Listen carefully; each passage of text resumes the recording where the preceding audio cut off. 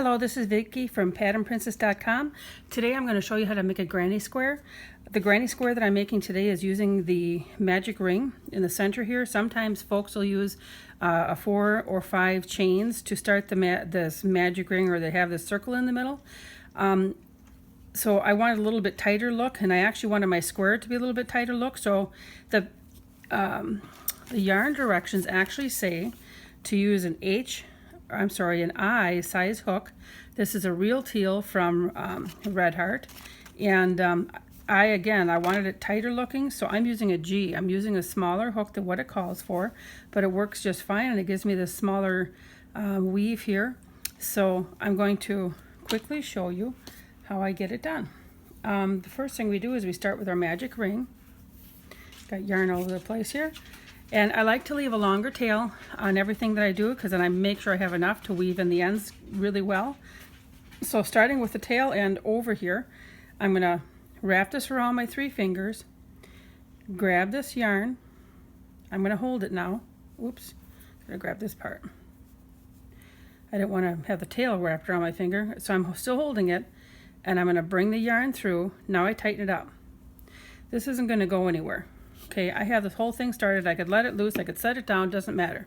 All right, so tighten it up a little bit. Now, here we go. I would actually make my ring a little bit smaller because the way that I hold my ring when I do this. So I kind of keep my fingers here to kind of keep things taut, to keep the tension the same. It really helps when you start off. So the first thing we're going to do is 3 chains. 1, 2, 3. Yarn over, insert my hook, and we're going to do a double crochet. Yarn over, insert my hook, double crochet. Now we're going to chain 3. 1, 2, 3. Yarn over, insert my hook in the hole, double crochet, yarn over, insert my hook in the hole, double crochet, 1 more double crochet, and I need to straighten out my yarn here that's just getting tangled. I apologize. I can just tell it's starting to pull tighter, and I'm also going to make this ring a little bit smaller.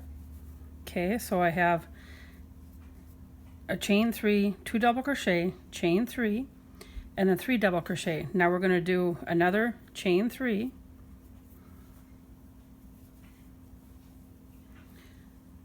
and then 3 double crochet. There's 1. And don't worry about if that tail end looks a little bit loose in there, because we're going to be pulling that tight later. 3 chains, 2, 3. So now we have 3 sets of double crochet. We're going to do 1 more set because we need 4. 1, 2, 3. We have 3 of them. We have their chain 3. So I'm going to yarn over, do 3 double crochets. There's 1, 2, and then 3. Okay, now we're almost there. Now we need to make 3 chain 3s. 1, 2, 3. Now we're going to insert our hook into the top 2 loops of the first chain 3, pull through the yarn. It's a little bit snug. Pull through again, and that's a slip knot. Now, it looks like the center is all big, but that's okay. You pull your tail and get this all snugged up. See how nice and tight that gets? Let me make this hole bigger here. So now you can see we have 1, 2, 3, 4 corners. Okay, so we have our first row done for our granny square, and I'm going to show you on this one. These first 4 corners are done. See how that fits in there? Now we're going to go on to row 2. And so row 2, because there's 3 hit double crochets here, and we're starting in the corner, and I'm going to chain 3, plus I'm going to chain 1 more, because as you'll notice is that as we move around, except for in the corners, between every 3 sets of double crochet, gotta say this right, there is a chain in between of them. That I just said that wrong. In between them, on the corners, there are 3 chains. Some people do like to put chain 2 in the corners. That is certainly your preference, whichever you'd prefer. I think that the more traditional way, I believe, is like chain 3. So I'm going to 1, chain 4, 2, 3, 4, and you'll see why I did that when we get to the end of the row here. Yarn over, and I'm going to do 3 double crochets in the corner. 1, 2, 3. Now, because this is the corner, I need you to chain 3. 1, 2, 3. I'm going to do another 3 double crochets in the corner. 1, 2, 3. Now, in between, remember on the sides, I said in between, we're going to chain 1. So now this is actually a corner already. So again, we're going to 3 double crochets, and then chain 3. 1, 2, 3. 3 double crochets again to finish that corner. And just like the other side, we're going to chain 1. And now we're in our corner again. So I'm going to yarn over, 3 double crochets, 2, 3, and then chain 3. 1, 2, 3 for our corner. 3 double crochets in that same spot again to round out that corner. Chain 1, and we're coming around to our last corner. It looks a little bit funny now over here, but you can see the corner starting to take shape, and I have to get more yarn off of my skein here, so I apologize a moment here. Okay, so let's finish this out. So now yarn over in the corner. I'm going to 3 double crochets, okay, and then chain 3. 1, 2, 3, and then I'm only going to do 2 double crochets. And you're going to be asking why. So this first chain 3 counts as your first double crochet, just like it did when you first started off in the magic ring here. So now I'm going to put my hook in here, and I'm going to do a slip stitch, and that finishes it off, and here is round 2. Of course, it would be nicer if you'd block it, it'd look a little bit nicer, but here's it's starting to take shape. Here's row 2. Now we're just going to do a repeat of the rows.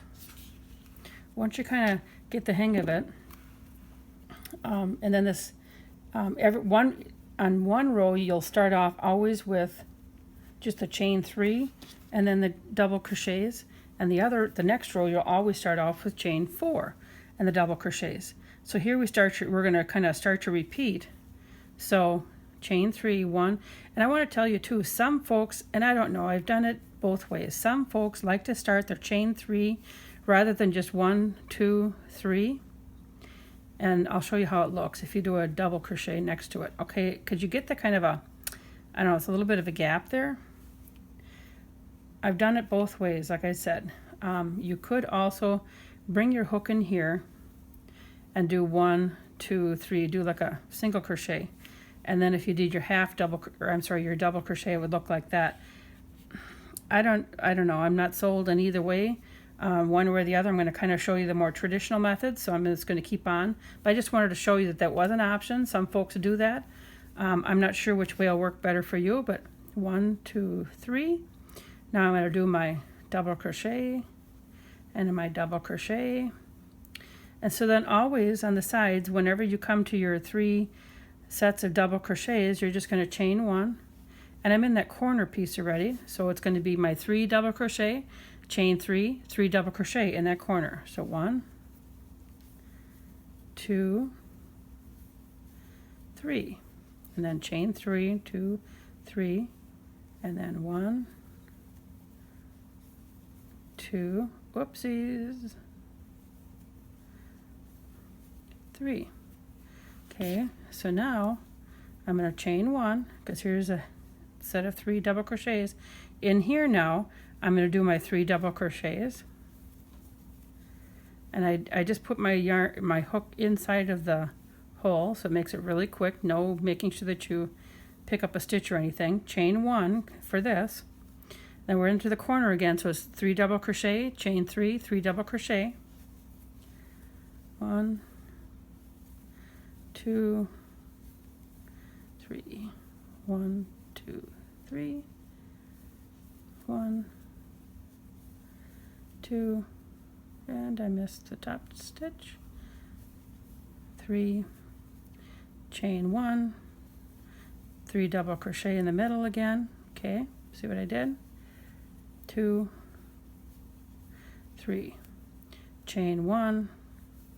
As you can see, I almost forget to tell you that I'm doing that because it just becomes habit to quickly stick that in. So we're in that corner, so 3 double crochet, chain 3, 3, and then 3 double crochet, 1, 2, 3, chain 1, whoopsies, 1, 2, 3 double crochet, and we're into our last corner, and I got to get more yarn. And I'm going to do one more row for you, and then I'm actually going to show you how I weave in my yarn. Okay, so chain 1, 1, and then we're in the corner, so 3 double crochet, chain 3, 3, and then 3 double crochet, 1, 2, 3, chain 1, because remember I started off with my chain 3, so now I'm going to insert my hook into the top 2 loops, pull through, and then pull through for my slip stitch. And I don't think I picked up all the yarn. Hold on a second. I love it when I show you how to do it and then I can't do it. Pardon me. Try her again. There we go. Okay, so that is the next row done. Now we start off again with chain 4, 2, 3, 4. And then we go to our next hole because it's that chain 3, and then you do your chain for this one here. And then you're going right into your 3 double crochets. So you go and continue all the way around just as we were. And then you would end up with your 2 double crochet, and then you would slip stitch into the 3rd chain of the first row here. So I'm going to quickly show you with my square that I've done 4 rows how I would weave in my ends. So on the bottom here we have our magic circle. So I pulled out a little bit tighter. You can see where I've sewn over my yarn. And I'm going to get this weaved here into here. All right. So I like to go right through here.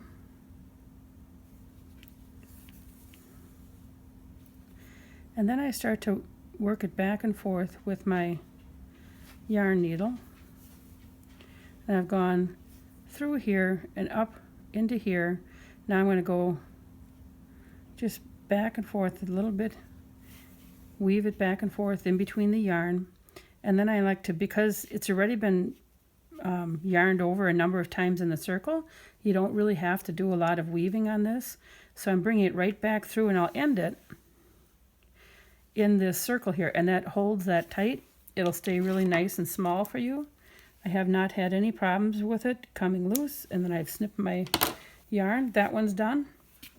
Now this one here, when I ended off, I ended off right here, and all I do when I'm done with that stitch is I just pull my yarn and bring it through. I don't do any kind of a last stitch or anything.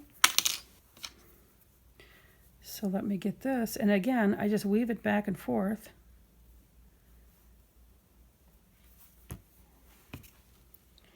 Right down here, we're going to go down here, and I just make a couple passes back and forth, and I kind of see if I can feel the yarn like a little bit snug in my hands as I go through, and I'll weave it one way and then I weave it down, and you don't pull it too tight because you want to make sure that there's a little bit of give to it. Okay, we're going to go down, and I don't like to do it right on the ends either, just in case, because I would think that would get the most wear out of any Afghan or any project that you make. But you can just see I'm just kind of weaving it back and forth here, under and over, and I just, again, when it starts to feel snug, then I feel comfortable that I can cut it off. I'll go this way. Feel nice and snug. I like the feel of it. I don't feel like it's going to come out.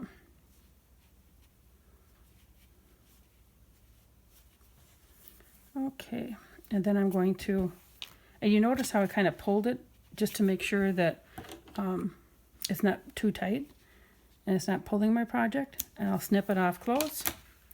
And there's your finished granny square. Now again, I've only done 4 rows.